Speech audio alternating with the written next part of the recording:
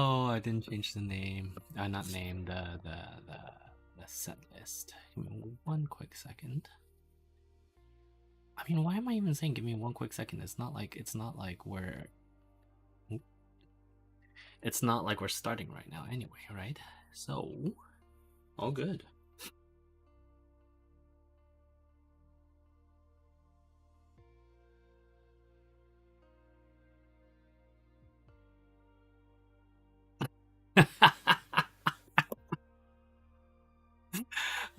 It's genuinely not my fault.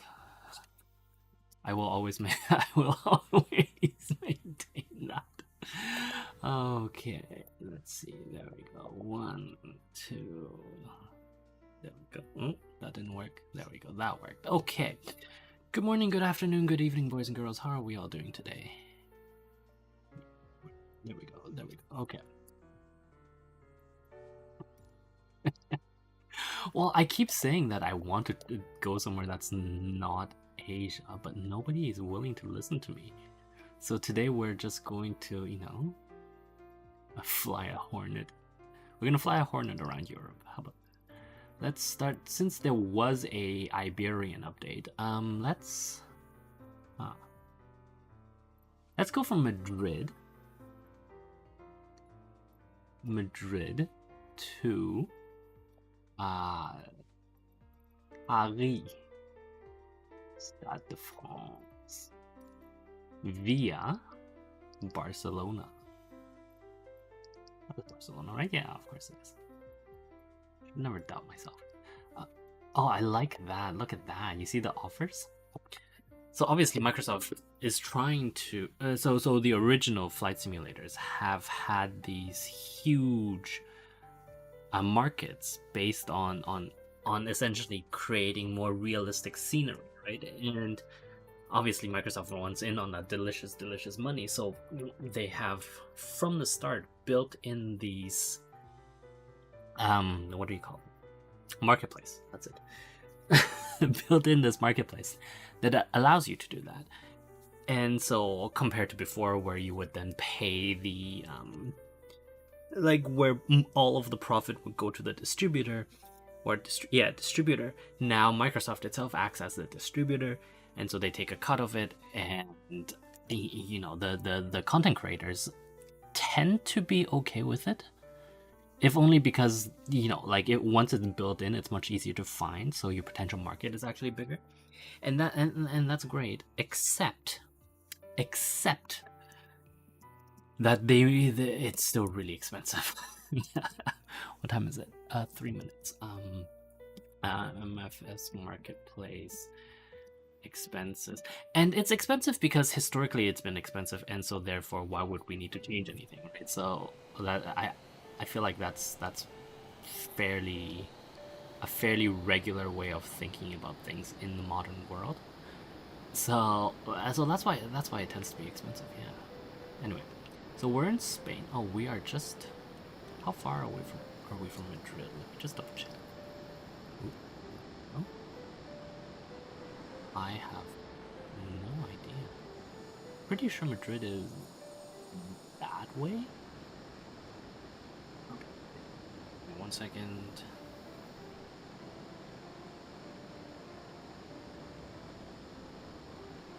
All good? Probably. I'm not as familiar with Spain as I probably should be, but you know what, it's fine. Assistance options. Oh. What's this? Ah, okay. That's fine. Oh right, my face is too big. Thank you for reminding me.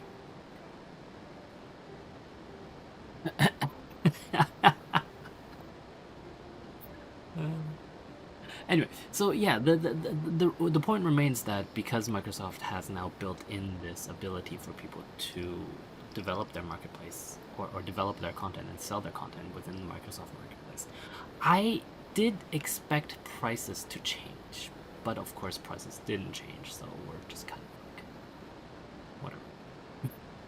Oh, whatever. Do I know how to... I don't know how to fly a fighter plane, so obviously I don't think I should be flying it at max speed, right? Like a max engine and speed. But you know what? It's fine. It's fine. We're gonna treat it like a super powered, or not super powered, but rather high powered tourism simulator, and talk about cities.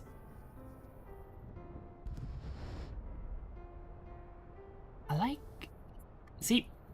It's always been fascinating to me that cities like this exist. You see, or townships, we should say, right? Like there's a town here, Trecantos, and I can't see the town name of that one.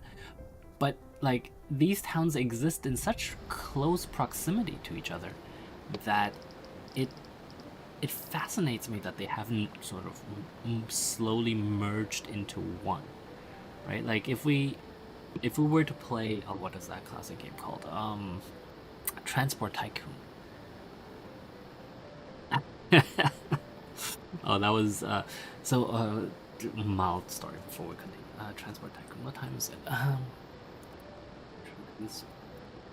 Transport Tycoon on my phone, right? Like I played that so much on my phone in like high school and university. Because there's nothing else to do in class, right? So the point I'm laboriously trying to get to is that it is unlike Transport Tycoon, where why is it so loud? What is the music that's happening? Is it Flight Simulator? It is Flight Simulator. Okay, okay.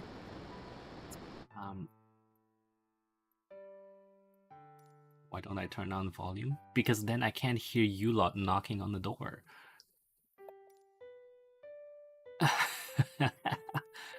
Okay, so I'll turn the background music off in that case.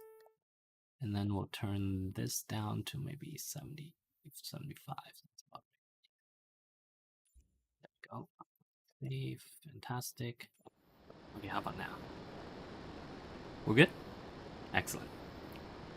Okay, so I used to play Transport Tycoon on my phone. That's not the interesting part. The interesting part is in Transport Tycoon, if you have sort of two cities and you set up um, a line between them, right? Like it doesn't actually matter what kind of line, but I usually go with like bus lanes or tram lines, right? If you set up two of those between cities, and you just let the simulation run, sooner or later the cities will merge together ish, right? But you'll remember from our cities over there, which are now so far behind us that I don't even know where they are, that they haven't, and they haven't over hundreds and almost 1,000 years of history, right? Like, so that's oh, why am I down? Don't go down. Go down. Come on. Silly. Okay, we're good. Um, yeah, like they haven't merged, and I don't know what that speaks to. Well, I mean, besides the fact that obviously video games have different kinds of simulation than real life. Um, in real life, I would assume that because people toil sort of every day, and you can see these fields that are just extant right on two sides of the river, right? And so, like, is it that the land simply cannot afford more population? Or there's always pride that gets in the way with mayors of competing towns wanting to be dominant over another, that kind of stuff. um yeah, I know, honestly, no idea.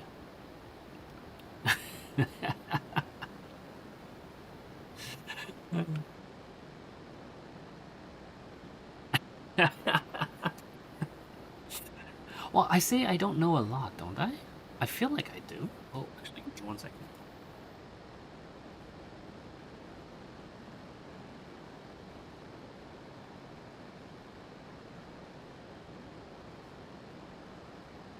One quick second. There we go. Okay. Yeah, anyway, it's not important. Still, you see that all in all these places, right? You see, can you see my mouse? Yeah, you can see my map. So there's a small village there, there's a small village there, and they're really close together. So it's always been interesting to me that they don't, right? And what makes big cities appear, whereas, what makes some cities become big, whereas others remain small? Because you would imagine that all of them started at about the same rate, right? Like obviously you have historical cities like well, for a lack of a better example, right now Rome, you have and that has as a city, Rome has existed for so long that you really honestly have no idea where it first started, right? Oh, well, I mean, obviously Romulus wasn't. What was his brother's name? Regulus? Can't remember. Not important. Yeah, it's Rome. Wait, let me put that in. When was that? 10? Rome? Like, well, I mean, Rome is different, right? Because the Roman Empire is steeped in so much propaganda, right?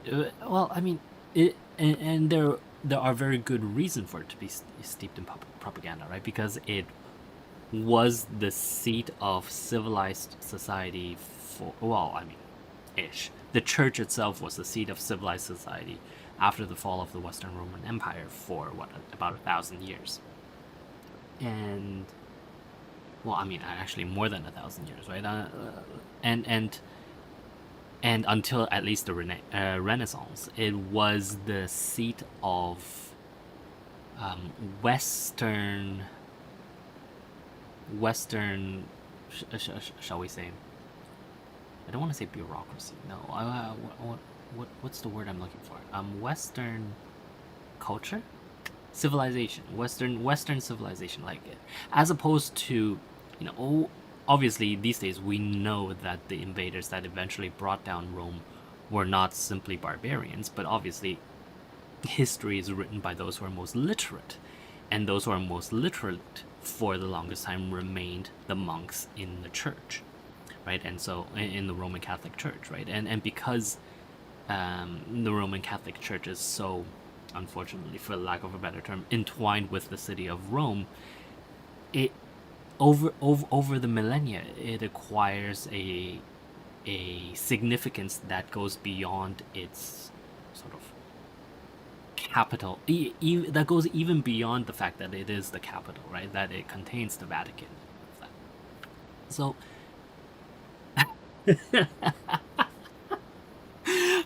how is this pretentious? This is just me sort of thinking out loud. I thought this was the whole point of this. We're flying over Spain. Okay, Spain, Iberia. Let's see, Isabella, right? And what's his face of Aragon? Can't remember. Not important. I'm not saying Catalonia is not important. Wait, I remember there was we had some separatists. Well, okay, maybe I shouldn't.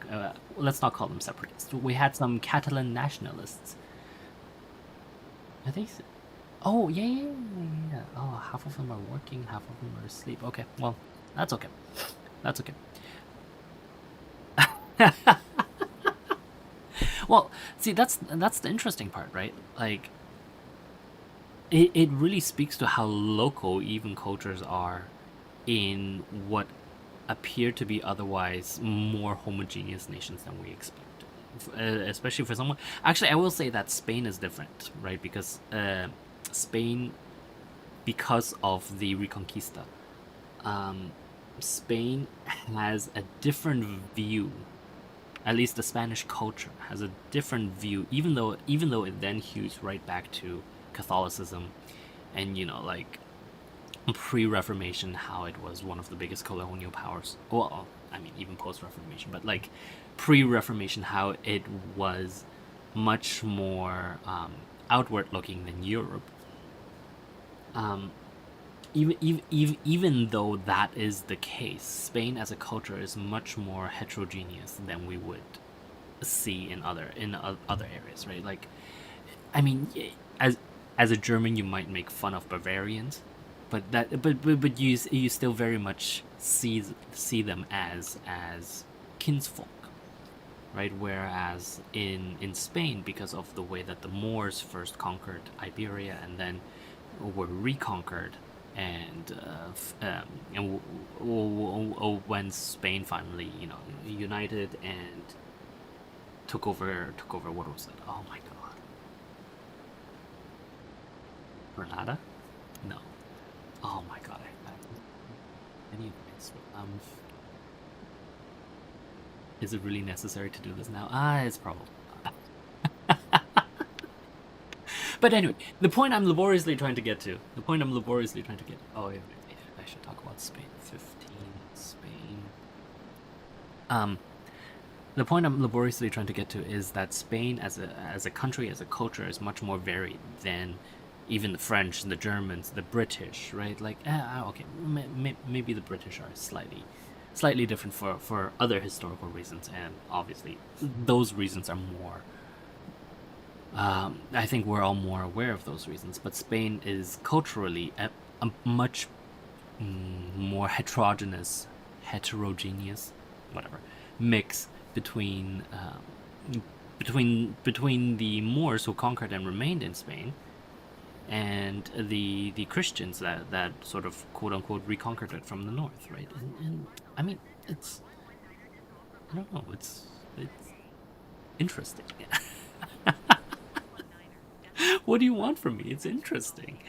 Like I personally very much appreciate this kind of history, and I think that for all of us who try to make sense of a country, of a people, of events going on in the world, if we don't take these historical content, if we don't take this historical content into context, we are very likely to miss things, right?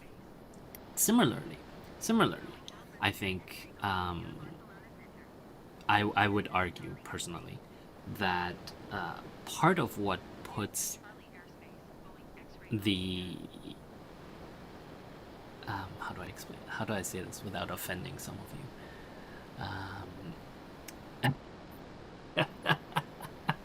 Well, I think that in American culture there is a tendency to bias against expertise both on the right and on the left. And I did this deal. Yes, exactly. The boys and girls that are watching me noticed that when I said right, I actually pointed to my left, and when I said left, I actually pointed to my right.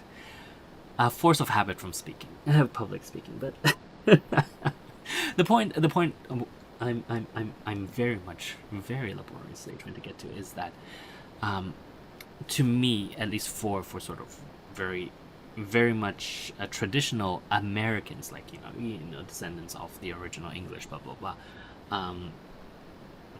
That comes partly because of that cultural Protestantism, where there is a natural distrust for figures of authority, and that comes out of course, the Reformation, right? Where our boy Medici really messed up the Vatican, the authority of the Pope, we should say. Oh, we're too high. That's true. Let's go back down. Can you guys see the lag? Because it's actually lagging on my screen. Anyway, so obviously the oh, how is it? 19 minutes. Reformation, and ooh, let's not crash into. Let's not crash in. Let's not crash. Ooh, there we go. There you go. Come on. Up. There we go. Okay. There we go. Reformation and distrust of authority. Yeah. So it very much comes from the Reformation and the way that essentially the authority of the Pope was degraded by the Medicis, right? And so Is it lagging on? It's lagging for me, but it doesn't look like it's lagging on the stream. So whatever, it's fine. And so the point again was that because of that, because of sort of the core tenet of the Reformation really was that your connection to God is personal.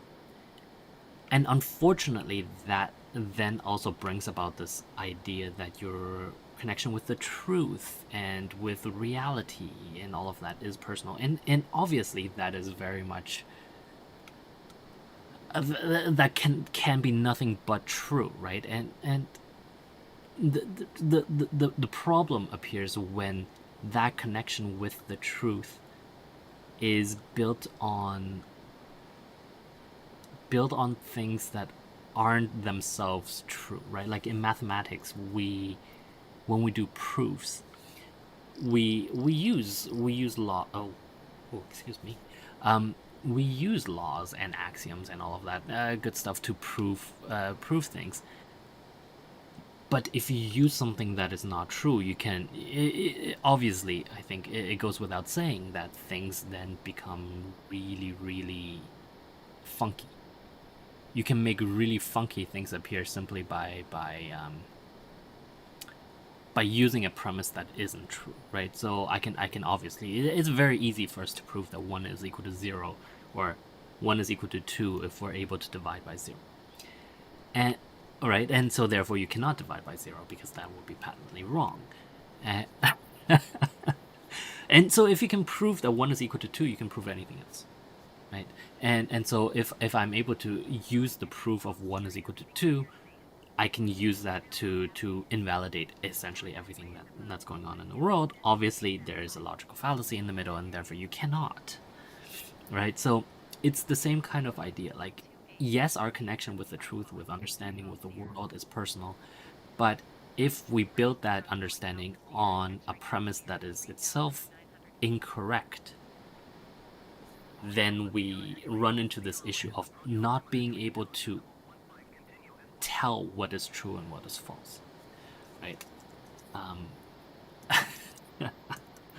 Premise of our understanding. Well, I mean, it's how do I explain this? It comes from so many things. It comes from how we establish our premise is very much dependent on our understanding of physical life, people around us, and all of that, right? And I personally will always argue this, and I have done this over and over, that our understanding of life must, by definition, come from a language-like understanding of mathematics, of semantics and logic, and the best way to do that is simply to is to establish a very firm foundation in mathematics, starting with literally the multiplication table, right? 1 to 10, 2 sides. You do that twice a day for a month, and you will find that your understanding of the world has, like, these are all subtle differences that are completely that people might never really notice. But if you have an organized mind, and well, I mean, if you have an organized mind, you probably already know the logic and the mathematics. But the idea is, once you have done this, you are able to organize your mind in a much more logical and, for lack of a better word, organized fashion. And that really does help in creating, in being able to parse information as it comes, right? And our ability to parse information is really what determines whether our connection to the to truth and reality is correct or not. Factually, there are certain things that are just factually correct. There is no gray area.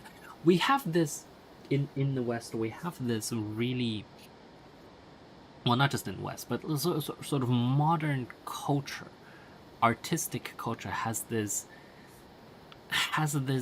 really weird thing where they desperately want to how do I say, make things out to be not black and white, and that everything has nuance, like villains are nuanced villains, they're not just black and white characters.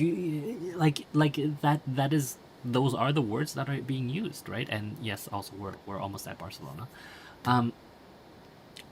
But the problem with that is, so many people see that and they think that everything has nuance, whereas that's not, simply not true.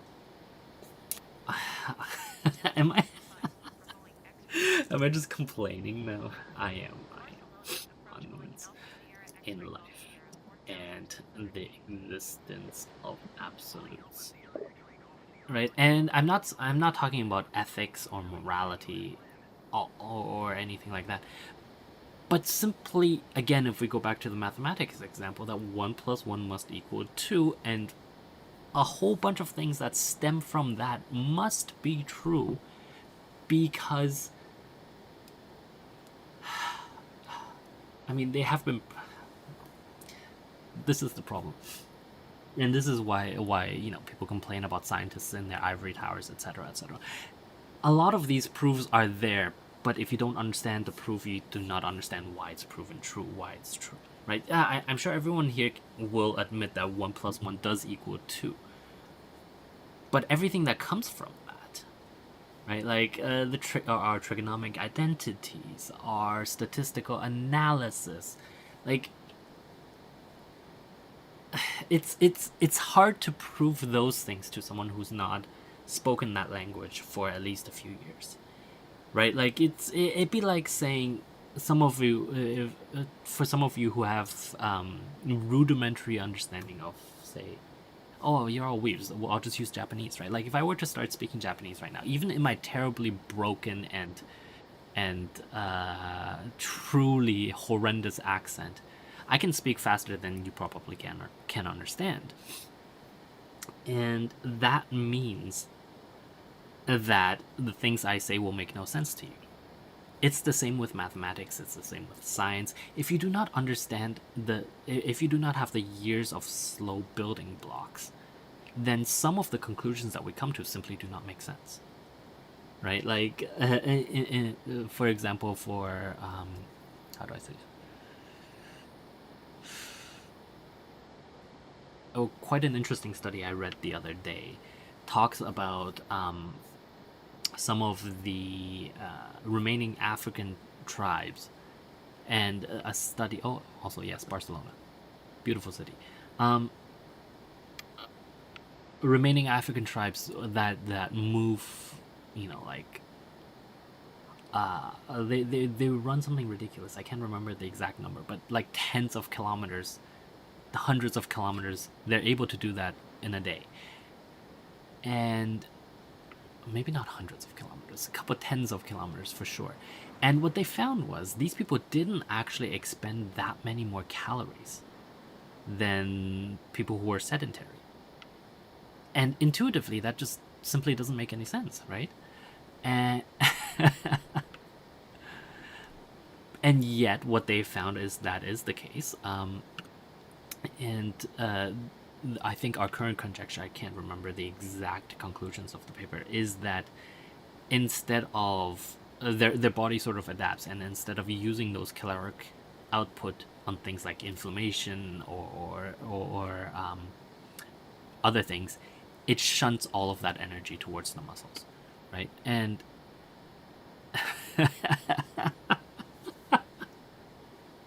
all right, I'll be quiet. Is Oh yeah, okay. That's why you want me to be quiet. Okay. All right. Well, because it's so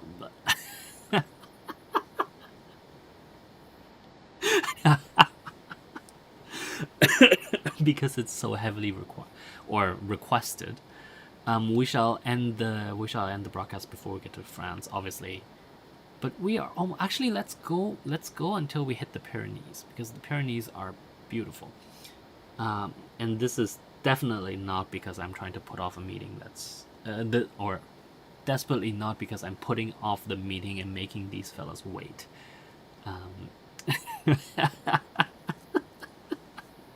Why don't you guys just install a big TV and some speakers out there? That way you don't have to pass around earphones, right? Like no one on the floor is working anyway while I'm doing this. You're all being lazy.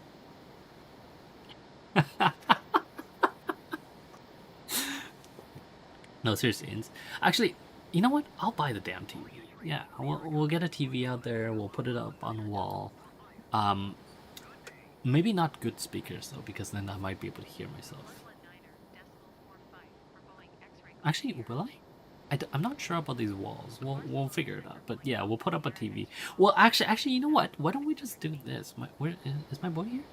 Yes. Sir. I was gonna say sir, but I don't usually call him sir. It's just unfortunately right now, you know, to distinguish our boy from everyone else. Sir, if we could just you know, like clear out all of the desks out there. They're not using any. We'll put in a sitting area. We'll put in a nice bar. 9 to 5, I'll be the head barista out there, and after 5, I'll be the head bartender. You know, all that good stuff. Oh, we're not gonna make it to the Pyrenees, no. Okay, so we are done for today. Thank you very much for. No, okay. You've had my coffee. You've had my cocktails. Like, you know I can do this. Let's do this. You don't need me to read these documents. These documents, they're boring, right? Let's turn it into a nice, you know, upscale. Like, I'm not saying turn it into a club. No. Upscale, you know, coffee and cocktail bar. You know, put in some high tables. People come here and mingle and network. You know, bring your clients, your meetings down here, right? You can show them the VTuber that works in you. Can you imagine my boy Jamie just coming in and then you take him for a drink and I'm just broadcasting here? Actually, no, get Diesel. Get Diesel down here and DJ some stuff for us, man. For those who don't know, Diesel. What time is it? Let me just put this in. 1 second.